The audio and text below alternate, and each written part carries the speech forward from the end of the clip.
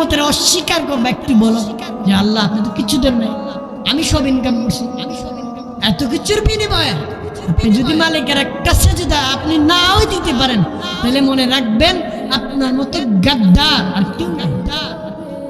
আমি সবসময় একটা কথা বলি, আব্বা আপনার যে সন্তানটা এখনো নামাজ পড়ে না, আপনি দেখতে আছেন, ভাত খাওয়াইতেছেন, সবকিছু করতেছেন, হ্যাঁ নামাজ রোজা কিচ্ছু পড়ে না, আব্বা আপনি খাতা কলমে লেখা রাখেন, হ্যাঁ যে আপনি মরলে এক কবরস্থানে জীবন যাইতো,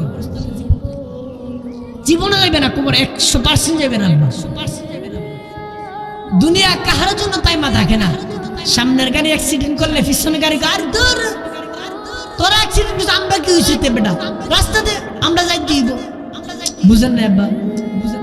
সামনের গাড়ি অ্যাক্সিডেন্ট, পিছনের গাড়ি বলতেছে আর তোরা অ্যাক্সিডেন্ট করছিস, আমরা কি হয়েছে? আরে সমাজের চিন্তাই করেন না, যদি কারো আব্বা মরে জায়গা, আম্মা মরে জায়গা, তাহলে দেখা যাইছে কি সারা দিন কানছে, দুপুরে বেলা কি অন্যের বাড়ির দিকা গুস্ত পাকায় ভালা করে বাতিজা বাটটা ভালা করে ফেটটা বই রাখা, কারণ সারা দিন কাঁদছো তোর আব্বা তো মারা গেছে। এইটা তো বলেন নাই আব্বা মারা গেছে 1 সপ্তাহে দেব।